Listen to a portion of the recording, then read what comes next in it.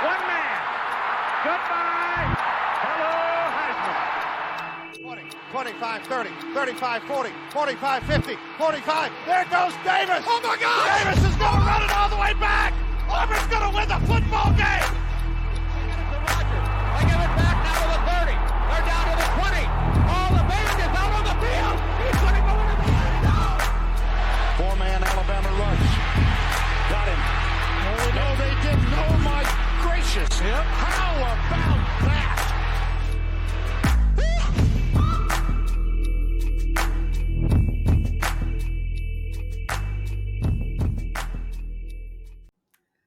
Welcome in, one and all, to another episode of the Three Technique, the college football podcast at the intersection of the X's and O's and the Jimmies and the Joes. And Garrett, if you're like me, you're still waiting for that check to come in the mail. You're waiting on your settlement, my friend. I don't know. Have you gotten any unexpected good financial news this week? See, I was going to be able to go with you until you said good, but unexpected financial news, man, that seems to find me a couple times a month. But when you said good, I was like, oh, good? Nah, I never heard of good. No, I don't think the NCAA is going to be paying me anytime soon. Yeah, we tried to get in on the lawsuit. We were denied as co-plaintiffs in that settlement. They didn't take our tickets on that one, yeah. Yeah, we were in the stadium when some of those players that will be getting back paid were, yeah. And our 12th man card did not count. So my freshman ID didn't get me in the door for that one. Well, listen, we were told for 4 years, hey, you got to stand because you got to show that you're ready to go into the game. And there we stood in the heat and the wind and the rain and all that good stuff. And still no house settlement, unfortunately. Yeah. But that is, I've teased enough. That is the big news, of course, in the world of college football. We'll talk about that here in just a bit. We'll also talk about some burning questions we put out on Twitter. A call for these burning questions this college football season. What is keeping you up at night as a fan of your team? Maybe what are you thinking about in the national landscape? We got some good responses there. We'll talk about some of our burning questions as we hit the second week of June. But Garrett, let's pay some bills first and foremost. We have some amazing partners here on the Three Technique, of course, Home Field Apparel, 3 Tech Pod at their website to get 15% off your first order. Ball or pickleball, you can get 10% off all of your pickleball needs with code 3TechPod. But Garrett, we have a brand new partner on the 3 Technique. We are thrilled to announce that we are partnering with one of my favorite brands in the entire sports world right now, Underdog Fantasy. Guys, if you haven't heard of Underdog, man, they are revolutionizing fantasy sports and that whole world right now. Our partners at Underdog, they put you right in the middle of the game, let you put that ball knowledge that we know that you have as a Jimmy and the Joe to the test. Our partners at Underdog Fantasy are giving the Jimmies and Joes the chance to get off the sidelines and into the game with up to $1,000 in bonus funds, plus a free pick when you sign up and use the code 3TechPod, all one word, 3TechPod, THREETECHPOD. You get to build your lineup, you pick higher or lower on your favorite projections, and then you win. It's just that simple. You download the app, make an account, put in that promo code 3TechPod, and those bonus funds will be on the way. So what are you waiting for? Join us on Underdog Fantasy today, and let's party all season long. I know college football is still a little bit off, but we've got the MLB, we've got the NBA Finals in action right now. We've got the NHL Stanley Cup Finals. We've got WNBA, soccer, so much action that you can get in on Underdog Fantasy. And they also have Best Ball Mania right now they are giving away up $20 million in prizes. If you're into best ball, it's my favorite way to play fantasy football at this point in my life because you just set it and forget it. You pick your players in the summer, their algorithm optimizes your best lineup each week, and boom, you're off and done. There's no managing each week. It's fantastic. But check out our fans at Underdog Fantasy. Underdog Fantasy promotes responsible gaming. You must be 18 plus, 19 plus in Alabama and Nebraska, 19 plus in Colorado for some games, and 21 plus in Arizona and Massachusetts, and present in a state where Underdog Fantasy operates. Terms apply. Concerned with your play, call 1-800-GAMBLER or visit ncpgambling.org. In Arizona, call 1-800-NEXT-STEP or text Next Step to 53342. In New York, call the 24/7 Hope line at 1-877-8-HOPE-NY, or text HOPE-NY to 467-369. Well, with that out of the way, let's talk about the biggest news. You can obviously get some money on Underdog, but you can, if you're an athlete, you can, of course, get some money now, and you're entitled to quite a bit of compensation directly from the schools for the first time. So if you've been living under a rock since Friday, or if you just don't like following the legal side of college football, I do not blame you, but we had some massive news out of the state of California last Friday at like 8 p.m. Eastern. I think it was around 7 o'clock Central. Judge Claudia Wilken approved the $2.8 billion with a B dollar House versus NCAA settlement.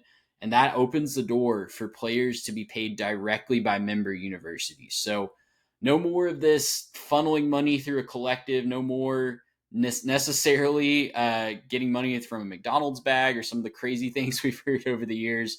It can all be done above board. And beginning July 1st, the cap this year is going to be set at $20.5 million per school. It's going to increase every year for the next 10 years, and schools will get to decide how they divvy that up amongst all of their athletes. So, Garrett, this is going to change everything about college sports. Obviously, we've been trending in this direction for several years. There's been a lot. We've covered it time and time again on this show, right? There's been a lot of frustration about how the whole NIL landscape is just not above board, and we don't have to pretend anymore, right? We will be treating these athletes as employees, as they have been treated unofficially for quite some time, and the courts have been clear. We're not going to treat this as, student athletes, quote unquote, anymore with a wink and a nudge, but we are going to treat the athletes on these campuses as members of a multi-billion-dollar entertainment industry. Which has always been true, right? This has always been the case. It's not like we're, unveiling something brand new here. And even since the beginning of like NIL becoming a thing, and it became a thing where you had to have like a little fund over on the side, and it definitely wasn't associated with the university, right? Nope, it's totally independent. Like it was all just kind of winking and nudging. And, this is just kind of formalizing the truth, right? We're saying, hey, we're going to tell the truth. We've been paying them. Yes, the university pays directly to get certain players. This just takes out a lot of the kind of like song and dance and the, pony show that kind of goes along with a lot of it. It's just good, in my opinion. It's good to kind of put this thing where it belongs, which is, if you are going to pay players, probably best for you to do it through the actual university itself, so there can be real consequences if it is mismanaged or if it is, not handled the correct way. And I think this is a big step in the right direction. I know that there's a lot of people that, kind of want to go for that idea of yesteryear, of back when they played just for the love of the game or just because they love their school. Guys, that hasn't been true for way longer than you'd like to admit it. That even if you go back to like, 2010, 2005, 2000, like this still wasn't true back then. Players were getting paid and compensated to be at schools. It just is what has been true. It's okay. I don't really mind that. Like it's, if you're good at something and you can market it, then more power to you, right? Go get your money. But I'm just glad that we're finally going to tell the truth about this. That's the biggest thing for me too, is we're not pretending like amateurism is a real thing, right? Yeah. Look, our school just signed a basketball transfer commit that has played 4 years of professional basketball in Spain already.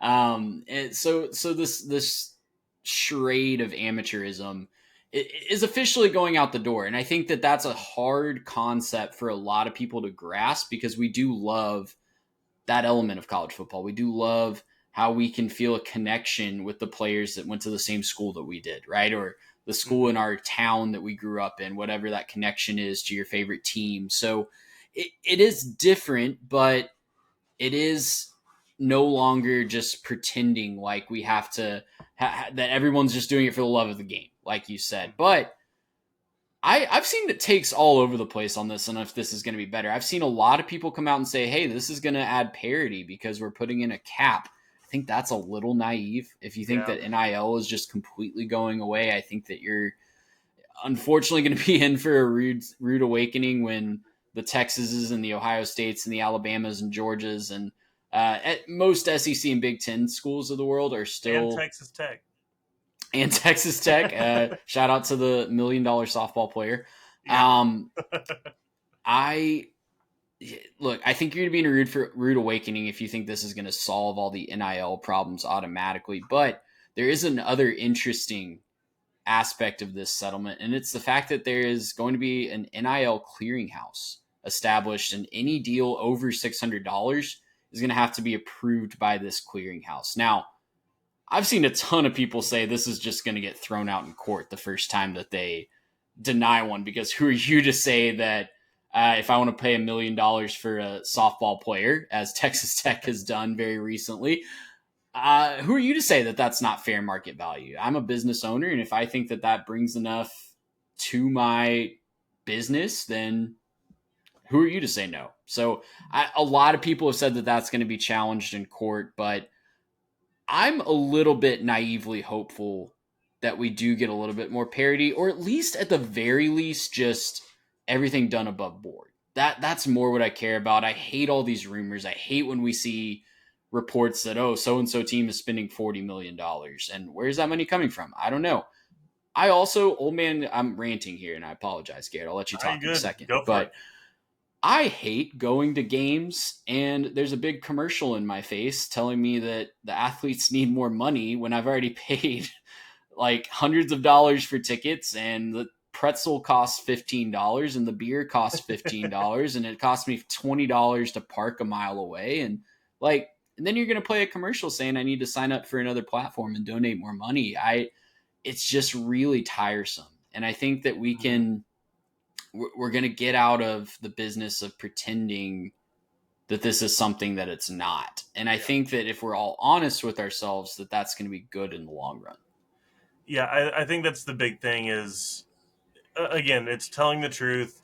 It's getting it out of your face. We're not going to be pretending anymore. But when you're doing this through a university, there's a lot more opportunity, I think, for it to be regulated in a way that this can be more fair, right? Like a lot of people complain about trying to go poach players, being in contact with people. Well, if a lot of this is having to go through universities, there's more avenues for legal ramifications. And maybe the clearinghouse isn't the thing that works, right? Maybe this isn't it, but maybe it gives, probably not the NCAA, but something, some powerful entity or something like that. It gives them the ability to go and say hey, this guy was contacted by this university outside of the allowable parameters, so we can actually file something against them, because it's more than just an entity that's some weird sort of collective or one guy that you used to get recruited by. There's lots of avenues for this to be more official. It may not pan out that way. We don't know. We can't tell the future here, but I'm a little bit hopeful that could be the route that we go, that we actually end up in a place where now, people can, file their complaints, and instead of it being I think ECU's coach was complaining about it with baseball, right? He was saying hey, my guys are getting calls from Power 4 schools and we're still competing. Well, that's frustrating, but now ECU can go off and sue, I don't know who's doing it, but just say some of the bigger baseball schools, Tennessee, Ole Miss, Texas, Arkansas, whoever it is that did that, you can go off and sue them directly instead of Vols United or go Razorbacks.com or whatever. That's a lot more official and something that can be held to a lot more account than just some random collective. There's still so many details that I want to see how we iron out. Title IX is a big one. I'm 1,000% sure there's going to be some Title IX related lawsuits when we look at let's just be honest, most schools in the SEC and Big Ten in particular are going to throw 70% plus of that $20.5 million at the football program. And that's just not going to be able to be evened out in a way that the way that Title IX typically reads. But do we get away with that because it's not school related anymore and we're treating this as employees? And I think the key word here is revenue sharing. Mm-hmm. There's one sport on campus that is guaranteed to make money, not even men's basketball, is guaranteed to make money. A lot of schools lose money on men's basketball, but football is the only one that is guaranteed to be in the green every single year at most of these schools. And, calling it what it is, it's revenue sharing.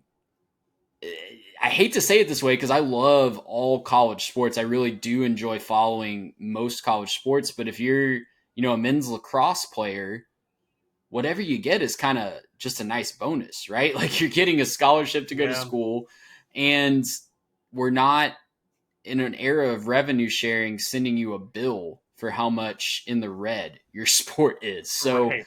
I'm sure that there's going to be some Title IX conversations. I'm sure that there's going to be just so many details to work out. There's not unified NIL legislation nationally, so that's a big problem. I know Texas just passed some updated legislation on that front in this legislative session that's coming to a close. But man, this is a big day for college sports, but there's still so much to figure out, and so many further steps that need to be taken to, make sure that this is set up well for the future.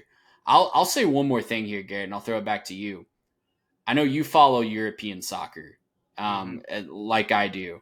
My dream world is, this is kind of getting off on a tangent a little bit, but my dream world, for so long, I think we've been trying to keep college football as its own thing and not make it into the NFL. And I think that's a good thing, because I think there is a strong contingent that view college football as something that can be run just like the NFL. And that's just not true. In the NFL, they're all operating with the same salary cap. They can't go over it.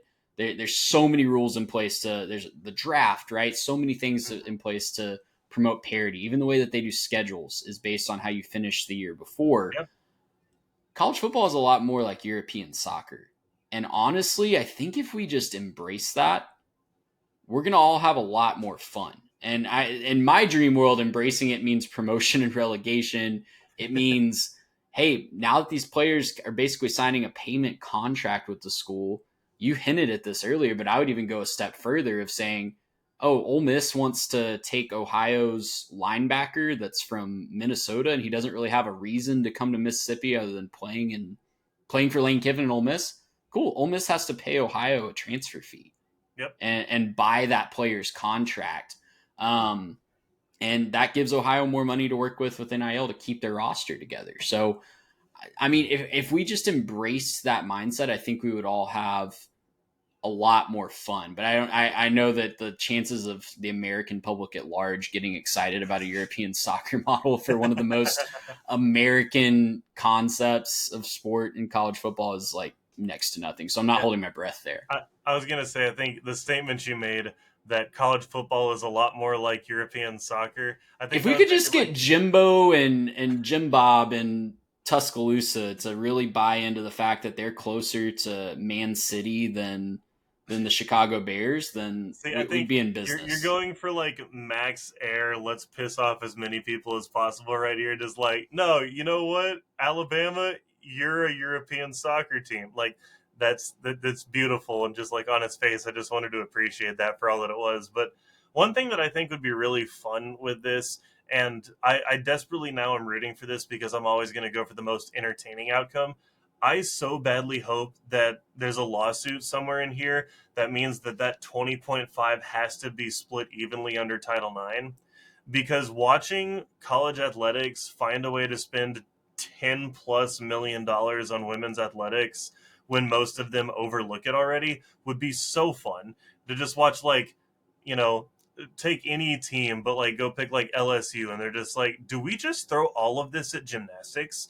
Like, do we just want to dominate gymnastics for years and years to come and just like, you know what, like soccer, you can stay underfunded, volleyball, who cares? We're going to go all in on gymnastics. Like, I think it'd be really funny to watch different athletic departments try to decide what they want to dominate and just like full send go after that. I think it'd be a lot of fun. I also just, personally would find it really, really entertaining if a lot of these women's sports would come back up and become more like revenue heavy, and then like we could see high level, facilities and like really good marketing and promotions, and like people would start paying attention to it a little bit more, because there's some really good women's athletics on these college campuses. We just, don't hear about them as much because they're typically relegated to ESPN3 or something like that. So it is what it is, but I'm officially rooting for that because I think that would be the most entertaining outcome. And I, for one, would love it if my school would become like a volleyball dynasty where we just watch like all the volleyball players get paid and you just start racking up like championship trophies.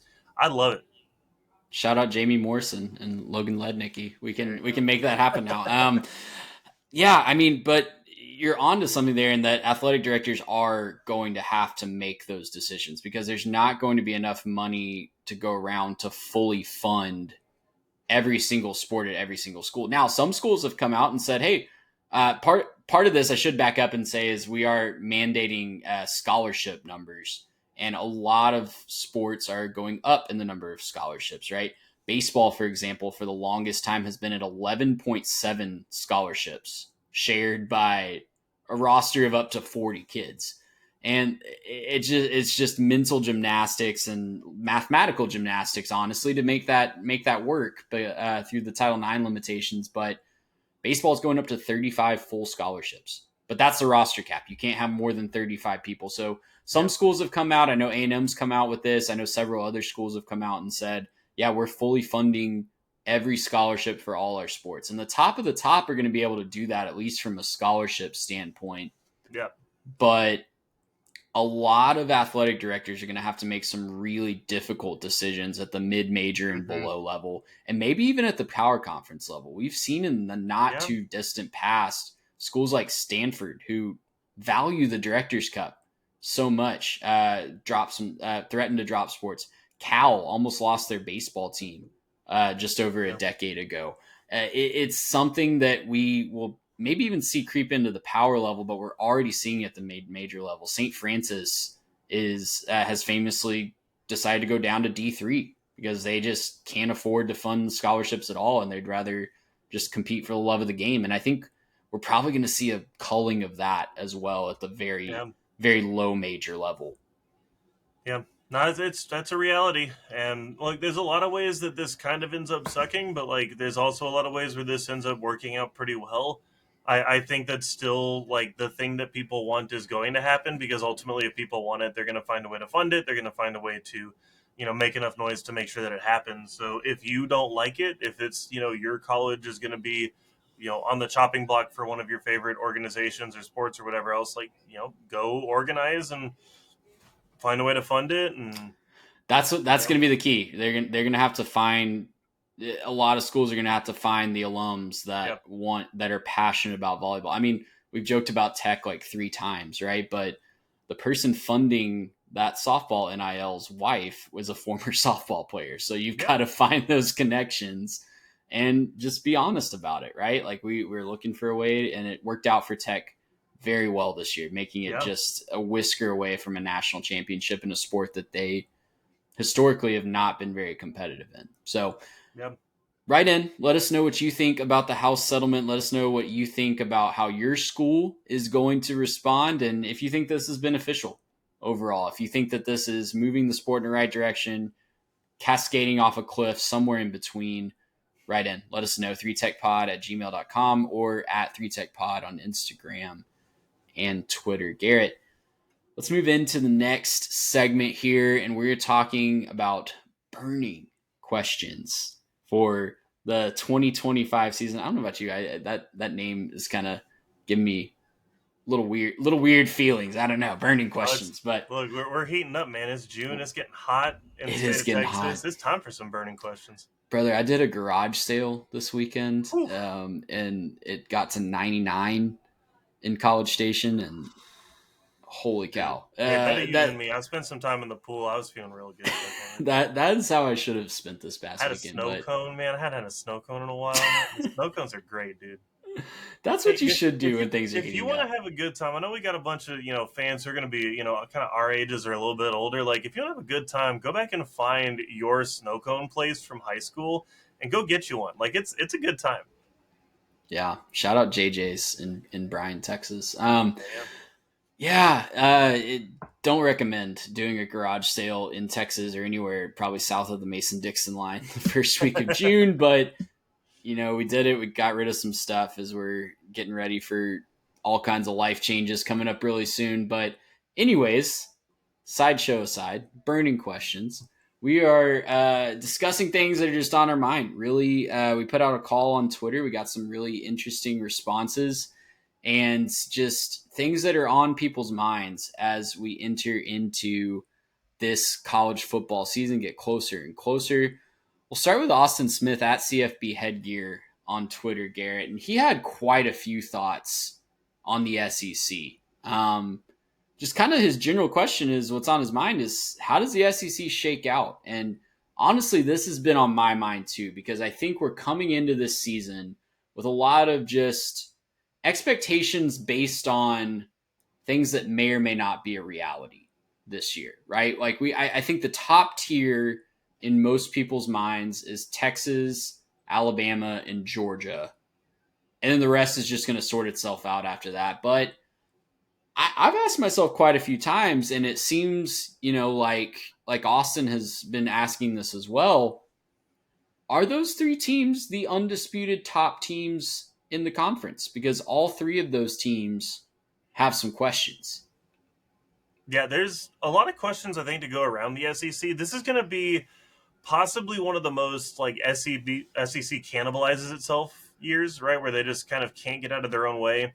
And they just keep finding ways to, just sort of say oh, look, this team starts to emerge. Nope, just kidding. Here comes this other team out of nowhere. And a lot of it, look, let's just break it down starting at the very top. Quarterback play matters in football, obviously. That's the most important position in all of sports. The top teams don't have sure things at the quarterback position right now. And then a lot of the teams that are maybe nipping at their heels have a lot more confidence in their quarterback, right? So, for example, you just mentioned Texas, Georgia, Alabama. All of them are going to have brand new starters who, maybe got a little bit of action last year, but, we don't really know how good they are. For everybody who's, talking about Arch is probably going to be really talented, will probably end up being a very good quarterback, but we don't know that yet. We saw flashes against UTSA. We saw flashes against Mississippi State. Neither of those are real juggernauts of a college football program. And then when we saw him against Georgia, everything imploded. Now, for a Texas fan who wants to come at me on that one, yeah, not a whole lot went well when y'all played Georgia in Austin. So I'm not going to put the entire thing on Arch. But yeah, not a whole lot went well when Arch faced any form of competition. Is he more the quarterback when he played Georgia? Or is he more the quarterback when he played Mississippi State? Who can really tell me that right now? I don't know. You can say similar things about the quarterbacks at Georgia and Bama because we just don't know what they're going to be right now. For the teams maybe nipping at their heels, Lenora Sellers might like to have a thing to say this next year. I know that even DJ Lagway, he's a guy who might want to say something too. I know that Florida upset some people, upset Ole Miss at the end of last season. There's going to be some really talented quarterbacks in this conference. Diego Pavia could be one as well. Marcel Reed at Texas A&M. There's some real talent across the SEC. Mateer at Oklahoma. There's good quarterbacks across this conference who maybe they weren't playing for one of those top teams, and maybe their teams aren't going to be a top team either. Garrett Nussmeier at LSU, forgetting quarterbacks just left and right. There's a lot of quarterbacks who their team may not factor in, but they'll come upset you on your bad week. And they'll come upset you when you go on the road and it's a sleepy 11 a.m. game and you don't quite get up for it. Right? Those are the teams that, there's plenty of those teams across this conference. How's it going to all shake out? I really can't tell you that right now. I can't tell you with any amount of certainty this will be the team that rises to the top. If you made me bet right now on who I think has the best odds at making it out of the SEC, I'm probably going to tell you LSU, because I believe in their quarterback the most. I think that LSU's quarterback, Garrett Nussmeier, probably has the best shot at leading his team to real sustained success throughout the course of the season, and probably has the best chance at weathering some really tough environments, right? He's been there, he's done that, he's learned from mistakes, throws a few too many picks, but I can't tell you that I believe in another quarterback in this conference to guide his team more than I believe in Garrett Nussmeier, so I might just have to say that LSU has the best odds. But that's also not me telling you LSU wins the conference. That's me telling you I think I can trust LSU to not be this variable disaster throughout the course of the season.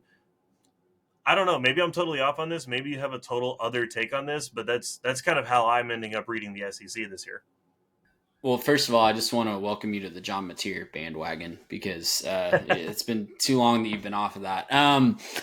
No, I think you're right. I think he's a good quarterback. I'm not going to be fully on quite yet, okay? We'll see after the Michigan game week 2. That would probably if you're yeah. feeling it. Yeah, I mean, I think LSU in particular might have the biggest range of outcomes of any team in the SEC this year. I think Alabama probably has the best roster top to bottom. Probably. And I still believe in Kalen DeBoer. I know that there's been a lot of questions about the end of the season, right? The loss to Oklahoma was really bad. Obviously, the no-show in the bowl game didn't look good on him, but I still believe in Kalen DeBoer as a coach, and historically, year 2 has been massive for him at every single stop that he's been at. So I think Alabama is really flying under the radar this offseason. I feel like everybody's talking about Texas, everybody's talking about some of the trendy teams in that next year down, the Floridas, the South Carolinas, if they can make a jump up. But little old Alabama just sitting there. Little old Alabama, who I felt like if they got in last year, they were going to make a run. I was almost sure of it, and I'm not so sure that Ty Simpson isn't going to be an upgrade over Jalen Milroe in this system. I was ringing that alarm bell last offseason that, hey, Jalen Milroe might not be the best quarterback for this Kalen DeBoer system. And with Grubbs coming in to run that offense, I really think that they might be set up for some good success. But I think they have the best roster, top to bottom. I think Texas has a lot of questions on the O-line, a lot of questions in the wide receiver room. They just have to replace a lot of dudes, and Sark has shown that he can get talent there, and there's no reason for me to think they won't just reload, but you also kind of have to see it before you just automatically assume that that's what's going to happen. Texas reloading on the offensive line is the number one place that concerns me, because so much of Sark's system relies on being, misdirection, routes developing, making the correct read, timing, things like that. When that gets disrupted, like we've seen, again, like the first couple of years that he was there, it wasn't perfect. Like it wasn't completely hitting on all cylinders, and it turned into some really bad results for Texas the first couple of years he was there. So if the offensive line can keep up the kind of play from previous years, great.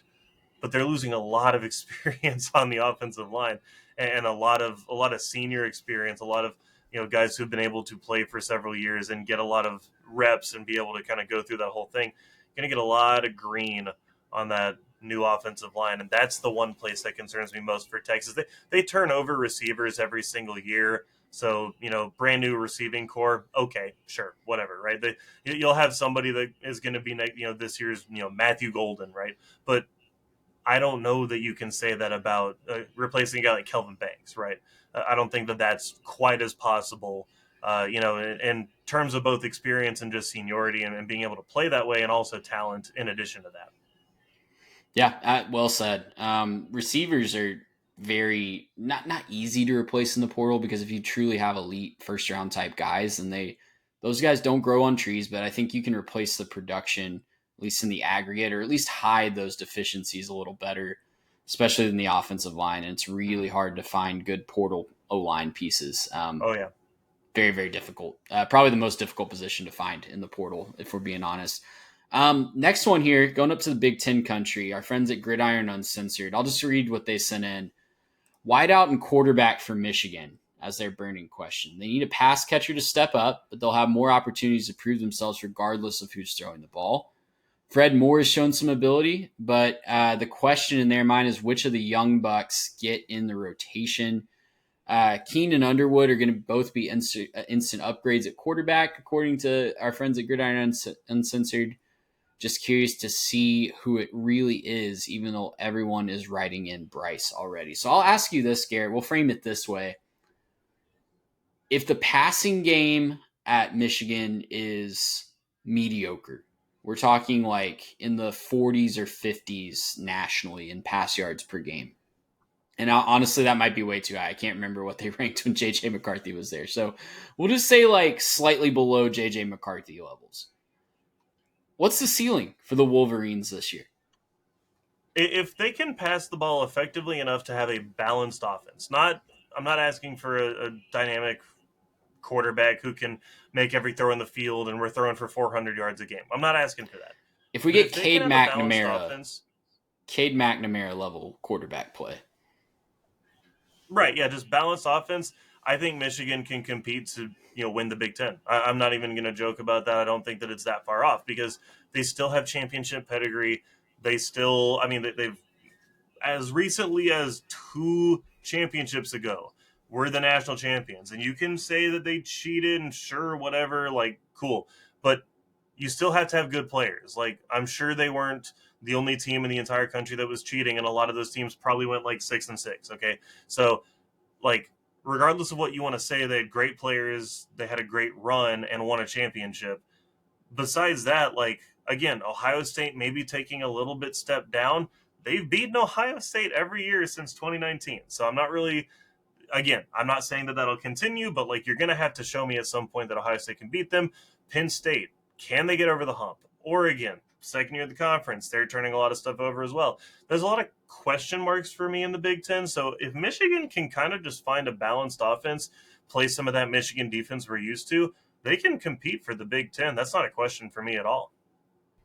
The schedule sets up really nicely, man. I hadn't really done a deep dive on Michigan's schedule just yet, but if we're worried about the passing game getting opened up, there's not a lot of pass defenses that really strike fear into your heart just by looking at the schedule. Oklahoma certainly has some dudes on the back end. That'll be a tough road game in week 2, like I mentioned with the John Mateer commentary, but at Nebraska has a great secondary, and that game on the road is an opportunity for the Cornhuskers to really arrive in year 3, year 2. Yeah, year 3 under. Yeah, year 3 under Matt Rule. After that, though, after the bye, Wisconsin at home, at USC, Washington, at Michigan State, Purdue. Not a lot of fear-inducing secondaries, at least there. Talented dudes to be sure on each of those teams, but not complete units that are. They're not going up against the Legion of Boom out there in that stretch, and they really won't until they play Ohio State at the end of the year, and they've just seemed to have Ohio State's number. So if we can just get replacement level quarterback play, right? I think the jump from Michigan this year is going to be right back into that championship contender category, not just for the Big Ten, but they're going to be pushing for another national title. And the other note on that, too, is when you give a guy like Bryce, I think it'll be Bryce. I think Bryce will end up being the quarterback. But when you give a guy like Bryce, who will probably need a couple of games to get settled, when you give him a couple of games that aren't that tricky to get settled, he'll probably blossom and end up blooming into a fine quarterback by the time he hit some of those more important games on the back end of the schedule. Big question, obviously, is, receiving core. And that for me, that's kind of a two-edged sword where it's like nobody really returns any production. I think their top receiver from last year coming back is Samaj Morgan with 139 yards. Whew. But that's kind of a two-edged sword because I'm like, nobody could throw him the football. Like Davis Warren threw for not even 1,200 yards last season, and he was their best option. So I don't know that there's a great argument about what they're bringing back. I think there's a lot of guys who are like, if they look good, kind of the underwear football where everybody looks good when you're not playing in pads. We might just have a bunch of those guys and we don't quite know until, Bryce starts finding his big targets. So it'll be a little bit to see. Maybe they don't have anybody out there, but, I think there's probably a couple of guys who can play football at the University of Michigan. It's giving me 2018 Clemson vibes just a little bit, the way that this is setting up. So I wouldn't be surprised if there's a little bit of a Kelly Bryant, Trevor Lawrence situation. 2018 Clemson did pretty good, I think. They did, and it was when Trevor Lawrence fully took the reins that offense was really unlocked. But it wouldn't surprise me if Underwood's kind of splitting time early, similar to what Trevor Lawrence was early, even down to a week 2 road trip to a hungry SEC team, Garrett. If you'll remember, that's kind of – Trevor Lawrence made a couple plays at Kyle Field. Kelly Bryant was the reason they won that game, no doubt. His veteran leadership pulled that one out in a raucous environment. But Trevor Lawrence certainly made a couple plays in that game that helped move the ball down the field. And I could see Underwood kind of taking a similar trajectory if he's not quite Sure. ready for the full reins of the offense yet, but just kind of easing him in and then maybe after the bye week when they're hosting Wisconsin, fully taking over. What I don't want to see them do is what Florida did with DJ Lagway and Graham Mertz last year. We should not be alternating drives. That should never happen. It rarely ever works, and it's just so frustrating to watch the clearly more talented player that just needs reps not being able to find rhythm. Yeah, I don't think it'll get mismanaged near that bad. I'm actually fairly optimistic on Michigan, and I know that I'm like the Michigan homer, but I took my step back last year a little bit, right? Once we saw what that team was, I took my step backwards, and I hope I get a little bit more credit saying, I actually think Michigan could make a pretty big return this season.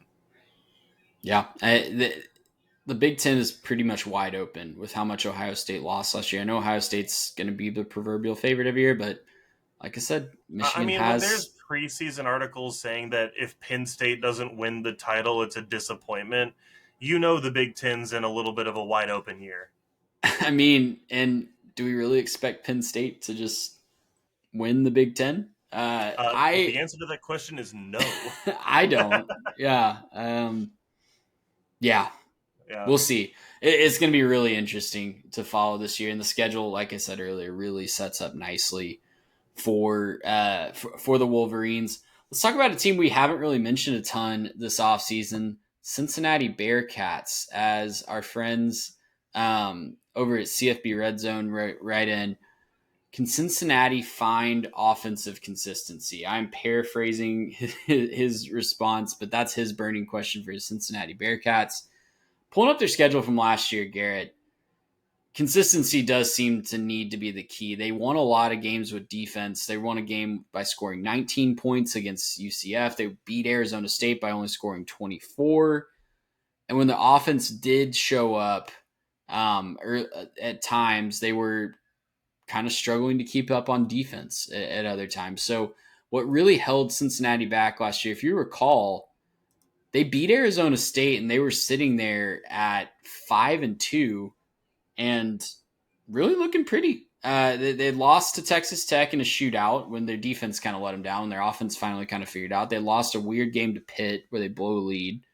They're sitting there at 5-2, wide open Big 12, and the offense really lets them down the stretch, scoring 23, 24, 17, 15, and 13 in 5 straight losses. Just absolutely brutal into the season. But, I think that that's a team that has historically, and a program that's historically found pride in its defense and done just enough on the offensive side of the ball. So maybe it's not so much offensive consistency and putting up 40 points a game, but more so just, hey, let's do just enough and not lose this game for our defense and these good efforts.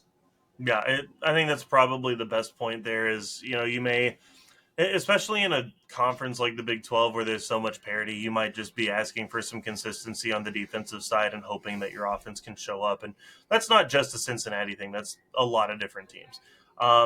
In terms of where is that production going to come from, I'll go hand up on this one. Haven't quite made it to my Cincinnati research. I haven't either, and I apologize. However, about that. I do want to tease, we have a little bit of Big 12 action coming out at the end of this week. So, for the people wondering about Cincinnati, stay tuned. We've got the Big 12 breakdown coming pretty quickly. So it's, from the guys that have gotten to that point in their offseason, research, go to those guys. But I'm optimistic that Cincinnati can do something this year offensively, just because, again, it's a wide open Big 12. There's a lot of teams that are going to take a step back, a lot of teams that are going to be missing key players from last season. Still probably think Arizona State is your favorite right now, but I mean, there's a lot that could happen outside of that. And I think it's not crazy to think that Cincinnati could find something more on the offensive side. Yeah, I mean, the Big 12 is going to be wide open every single year. The margins are going to be very small.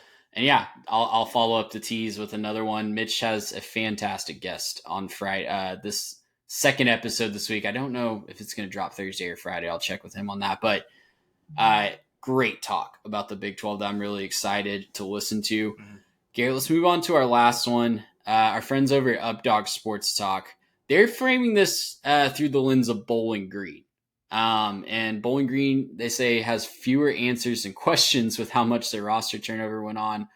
Obviously, the big one there is Harold Fannin, but the offensive line, they think is going to be good, but a lot of that offense ran through Harold Fannin last year. So I'm going to frame it this way, Garrett. Who are some guys around the country that you are just really interested in seeing who steps up and fills that void? Maybe not fully. Obviously, there's not going to be another Harold Fannin on Bowling Green's roster, unfortunately. Right. If there is, then some big school needs to hire that tight ends coach because he has an eye for talent and can recruit to a place like Bowling Green. But who are some guys around the country that you're really interested to see how their production is replaced after they moved on to the NFL? Yeah, and the big thing to emphasize with this is, so we made a little bit of a list, and the idea is, like, we're not necessarily asking you to replace these guys. Some of these guys can't be replaced. Like, Harold Fannin, you're not replacing him at all. You can find a way to kind of, replace him in the aggregate. Yeah, it's the old Billy Bean. Yeah, the old Billy Bean. If we're going to moneyball it, we can try to find a way to replace Harold Fannin in the aggregate. But you're not going to find another player like Harold Fannin too often because guys like that don't grow on trees, right? That's a really talented player. So there's a couple of guys that we kind of just made a list of real quick to say, like, hey, these are going to be some interesting scenarios to see how this team replaces it. And most of these are because of the success they've had in the past. First couple of guys, Travion Henderson and Quinshon Judkins at Ohio State. How are they going to replace that in the run game? Obviously, those are two of the best running backs from last season, both playing for the same team. And they were both super pivotal in Ohio State winning the national championship game. Those two guys and how they get replaced, how Ohio State can keep running the football and staying balanced on offense is going to be huge. Sort of on that same note, Cam Skattebo and Ashton Jeanty were kind of do-it-all for their team. Last season, they did just about everything that they were asked to do. Cam Skattebo, we all saw his heroics in the playoffs as well, kind of helping his team come back against Texas before that ultimately fell short, but kept him in that game. Jeanty was fantastic the entire season for Boise State. Watching how those teams replace their production is going to be pretty big. On a similar note, Tyler Warren was Mr. Do-Everything for Penn State, and I know that there's a lot of expectations for how Penn State's supposed to be this season and sort of what they can accomplish. Not having Tyler Warren is going to be a massive step backwards, and the way that they find his production replacement is also going to be important as well. Then we had a couple of kind of quarterbacks on the list.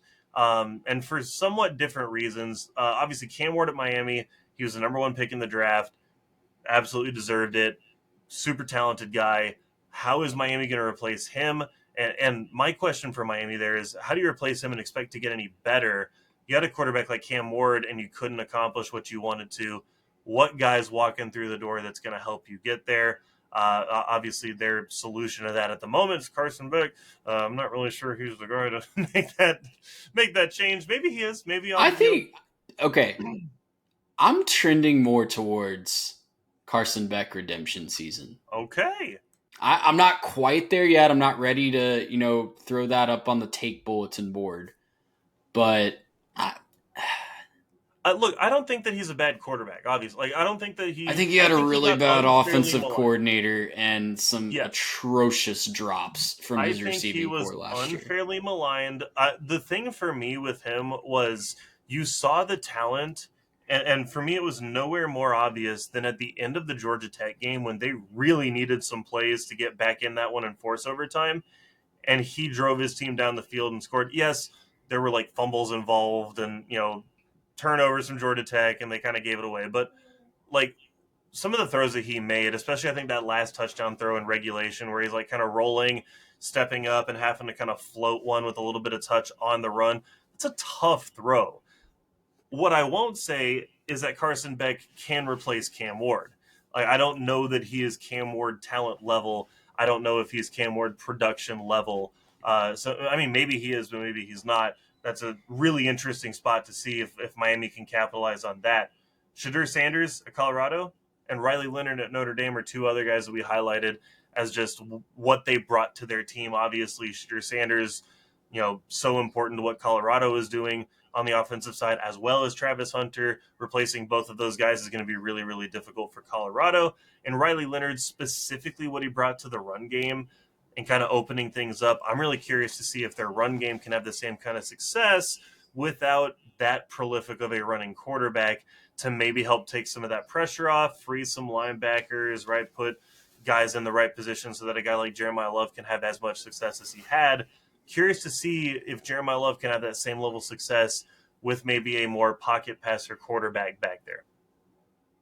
Well, there you have it, guys. Let us know your burning questions for this season as we get closer and closer to preview season. Like I said, Mitch has a fantastic episode coming out later this week, talking all things Big 12. And then we're getting right into the thick of preview season very, very soon. We already have our G5 preview articles. The Sun Belt and the Mountain West have been released so far in our Substack, so make sure that you subscribe there. You can get those for free emailed to your inbox as they come out. And that's the best way to make sure that you don't miss any of the written content that we're putting out as well, in addition to all the podcasts. But Garrett, I'll wait for my check in the mail. I don't know about you, but I think the 12th man should maybe form a little class action group and try to get in on that if we were supposed to stand all game. Yeah, whenever Texas A&M sends me a letter, it's always just asking for money. I know I'm not getting any money from those guys. But maybe we won't have to see those commercials in game anymore. Oh my gosh, please. All right. Well, for that man over there, Mr. Garrett Turney, I am Trey Reeves. We'll see you guys next time. Gracious him. How about